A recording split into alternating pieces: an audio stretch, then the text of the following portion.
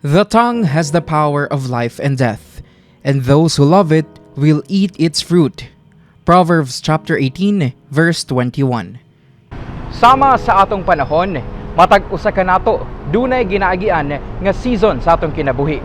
Sama sa season of winter, kung asa atong mabati ang mga kayubos, kapait, ug uban pang mga negatibong panghitabo. Sa Merriam-Webster Dictionary, gihulagway ang winter isip panahon sa inactivity or decay. Kita tanan dunay winter sa atong kinabuhi ug dunay katakos nga makalingkawas niini, pinaagi sa Act of Declaration. Si Christine Megriño, usa ka baguhay lamang nagsugod nga event performer, kinsa nakakita og oportunidad aron magamit ang iyang talento pang extra income gawa sa iyang day job. Nakasinati sab og test of faith sa panahon ning pandemya.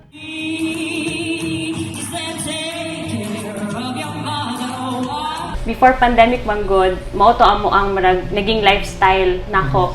And it was just starting that time before pandemic. Now we were performing sa malls and I felt like nag-boom siya na ay mauna ni siya kana na feel na gid nako na ay padulong nako diri ana. But here comes the pandemic na kanang what? Kana unsa di ay ni kana unsay pasabot ani na murag feeling nako dili siguro ni for me and everything. So moto ang greatest challenge yata for me na kanang murag I question God na is this really for me? Sa pagkahugno sa kalibutan ni Christine, dakong tabang ang teknolohiya aron mapakita ug magamit niini ang talentong anaa siya. At first, kay I was really frustrated, devastated, and sige ko kanang murag nagamukmok ko kay unsaon man ni kanang ana-ana. But thankful pud ta sa technology. Yes. Because that time it still gave us a way to showcase whatever we have among talent and everything through live streaming. And that was sa Facebook pa kasi wala pa ko na-introduce sa other applications like streaming applications. And then that time parang I was still convincing myself na ay okay pa ko, sige kay na yung mga chances and everything. Pero most of the time frustrated jud as an artist kay I felt like na stagnant ko.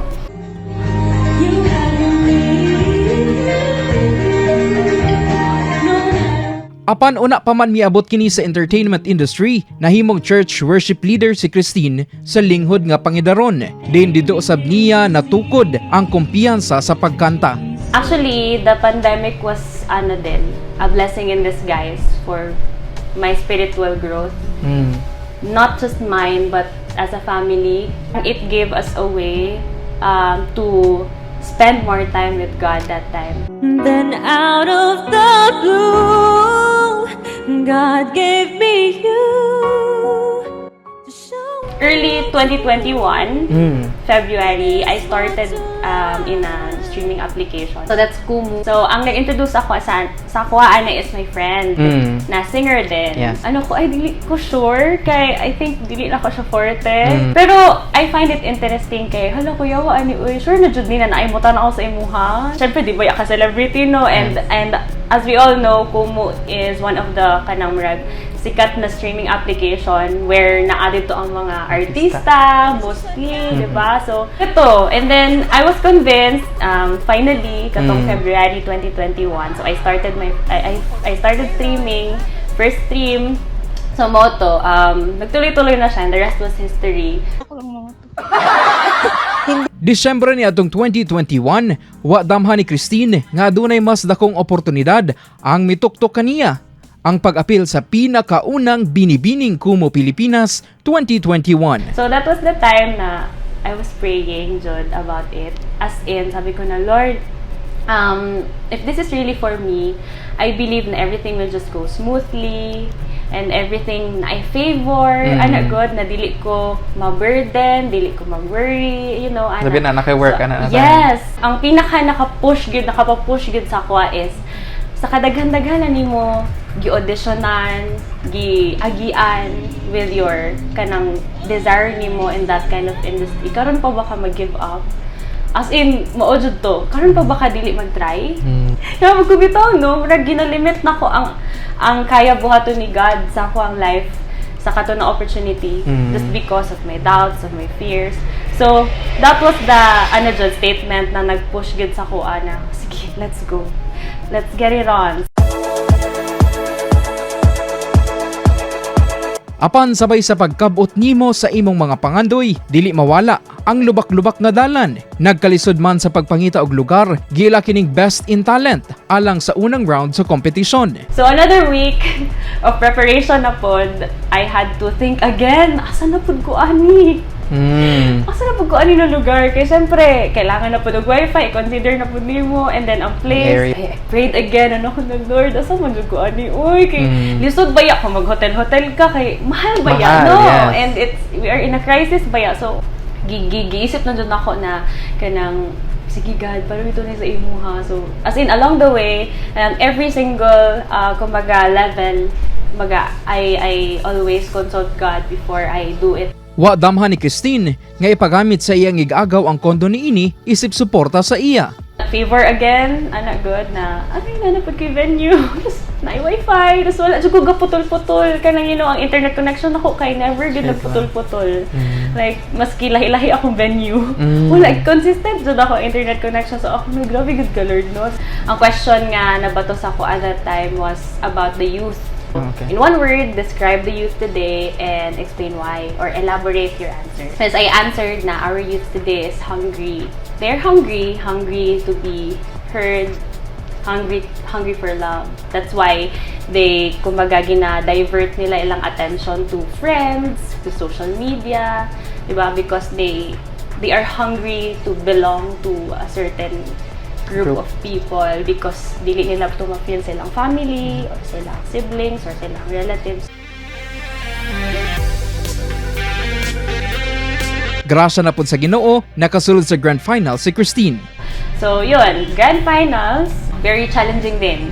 Naglisod ko kay wala na jud ko i-place na pud kay Katong kondo din available. dili na magud pwede sa kondo kay katulad gid na time gi-allow sa akong cousin kay kailangan nila siya i-maintain and everything. So, Duha ka adlaw una mahitabo ang grand finals, mihapak si Bagyong Odette sa Pilipinas. Kun asa labayhang naigo ang isla sa Visayas ug pipila ka parte sa Mindanao.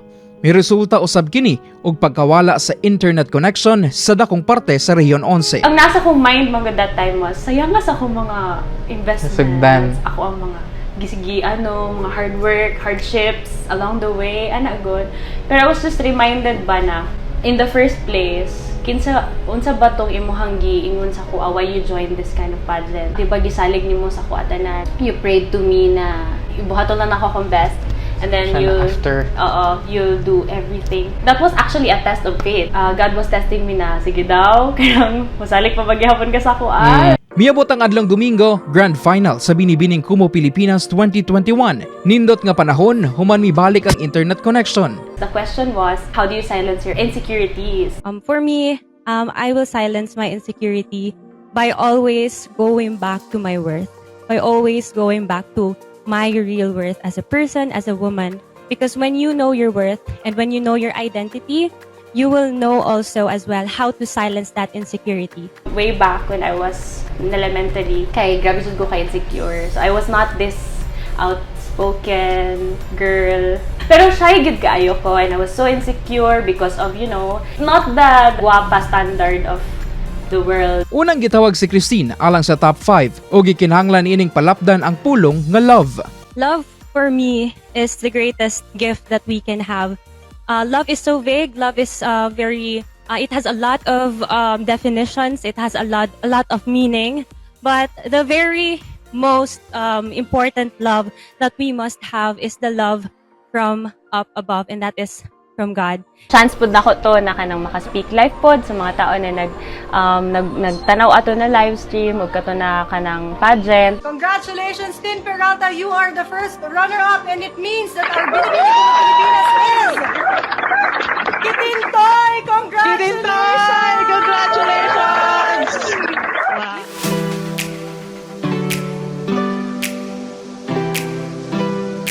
Amazingly, yun, nakuha na ko ang title, ang crown. I was crowned as Binibining Kumu, Pilipinas 2021. Tinuod sa iyang gipanaad, gidonate ni Christine halos tanan ihang cash prizes alang sa mga biktima sa bagyong Odette pinaagi sa mga organisasyon ug sa ilang simbahan.